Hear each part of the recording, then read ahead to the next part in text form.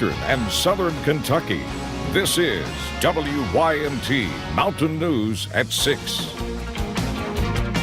A woman is dead. A man is fighting for his life. Police say both were shot, but the circumstances are still under investigation. As WYMT's Phil Pendleton tells us from Pulaski County, police believe the shootings happened as the result of a domestic situation. A call for help here on Old Cuba Road on the Lincoln-Pulaski County line in Eubank. EMS personnel got here and they say they found two victims, a man and a woman who had been shot. The woman was pronounced dead at the scene. Helped us level off our land, you know, just farm work. Just getting out and doing it, country stuff. Yeah. Ashley Douglas says the man who lived in this house was a great neighbor and worked hard for himself and others despite losing his legs while serving his country. But something happened and police say a shooting now has him fighting for his life and his wife dead in an apparent domestic incident. But it's tragic. You hate to see the outcome like this. That's two lives that one didn't need to go and one don't need to be in the shape that he's in. And the sheriff's office spokesperson says this is still a very active and open investigation. They say they hope to have a lot more to let us know at a later time. In Pulaski County, Phil Pendleton, now back to you. Police have not released the names of the two shooting victims. The search is on for a Laurel County man wanted for first-degree assault. Today, deputies released this photo of Jason Blevins. He's accused of stabbing a man last week. The victim was taken to Baptist Hospital in Corbin, then flown to a trauma hospital. That person's name and condition is not known. Anyone with information on where Blevins might be should call police. A Knox County man is accused of leaving a toddler home alone. Deputies arrested Daniel Gambrell this morning. He faces a second-degree wanton endangerment charge. Deputies say he left the 2-year-old there alone while he went to the hospital. The man charged with murder following a UTV crash during the weekend pleaded not guilty this morning. Investigators say Jordan Obenauer was under the influence when he crashed in Laurel County Sunday. A teen riding with him died. Obenauer is being held on a $100,000 cash bond. He is due back in court next Tuesday. Now today we learn more about that teen who died. Her name is Summer Disney. She enjoyed the outdoors and riding horses. WYMT's Hannah Reynolds talked to some of her closest friends. Big dreams and a big personality, hard to match. That is how friends describe Summer Disney. She had dreams of going to LMU and going to vet school. She loved animals more than she loved most people. She did. She loved animals, especially her horses. Horses put the light in Disney's eyes. She put laughter in the hearts of everyone around her, in any way she could. One time, I walked in the house and I said, "Sorry, the house is a mess." She said, "Yeah, you need to clean it." I was like, that's what kind of person she was. Those smiles turned to heartache following a deadly crash this past weekend. The laughter that only she can give is exactly what her friends need. She just was always happy, and she was always happy to help. That's what I'm missing the most, is that help. But her friends say they're trying their best to keep those memories on their minds, because that is what Summer would want. I know she's here. If she was here right now, she'd be like, "Straighten yourselves up. Don't cry for me," you know. Remembering the light Summer Disney put in everyone's hearts. In Knox County, Hannah Reynolds, WYMT Mountain News. Summer's funeral is at the Knox Funeral Home Friday morning at 11. A man is now charged with murder in connection with a 2-year-old girl's death. In August, 2-year-old Kimber Collins was taken to Lake Cumberland Regional Hospital in Somerset after an assault in McCreary County. She eventually died at Kentucky Children's Hospital. Police initially charged this man, Michael Huff, with first-degree assault. A grand jury indicted him last week for murder.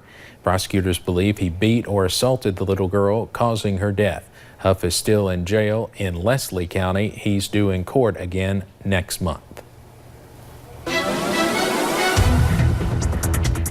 And we we saw plenty of sunshine today and a little bit of those warmer temperatures. Enjoy it while you can because big change is on the way as we head into your Wednesday. But for now, looking at the National Weather Service in Jackson, you're seeing plenty of sunshine and those beautiful fall-like colors. A few of those high clouds here and there, but overall we've seen those mostly sunny skies. Looking outside into Whitesburg, 72 degrees right now, and you see a little bit of that sunshine seeing that sun starting to set behind the clouds a little bit, feeling like 72 out there as well. 72 down into Harlan and over into Wise, already 69 into Pikeville, 73 London, 70 into Somerset, 73 down into Williamsburg. It's been quiet along satellite and radar. You see a few of those clouds out to the west, and that's because a cold front is on the way. For tonight, we'll be into about the lower 50s, a few clouds here and there, but rain chances are expected to increase as we head into the middle and end of the work week. And yes, that does include Halloween. We'll talk about that soggy forecast coming up in just a little bit.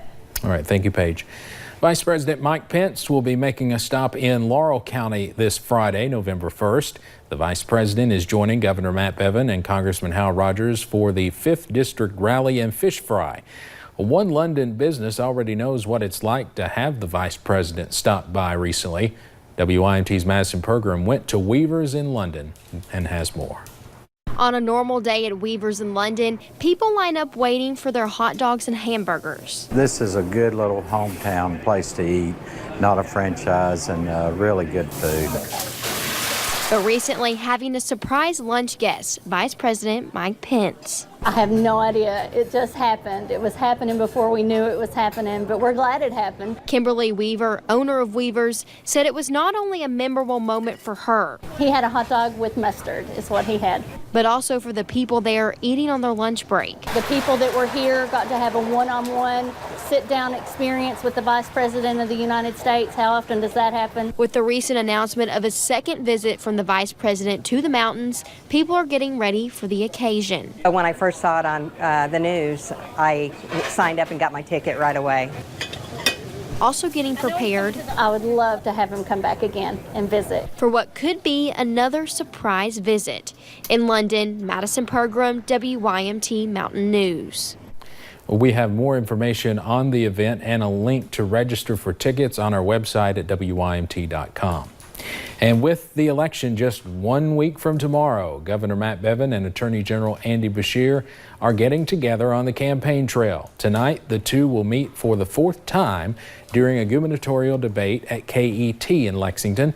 Then again, they will meet tomorrow night in northern Kentucky. Recent polls show the race neck and neck. Tonight's debate will kick off at 8 p.m. on KET. Halloween is, of course, later this week, and that means trick-or-treaters will be out in full force. This time of year has the potential to create big business later on for dentists, as the sweet treats can cause cavities and other issues. While many say you should still enjoy Halloween, they definitely want parents and kids to be mindful. Operate under the assumption that it all has sugar, and you just kind of have to prioritize. The chocolates aren't as bad. The things that will get you are the gummy bears, the gummy worms, the Sour Patch Kids, Skittles, caramels, candy corn, anything that's got that sticky to it.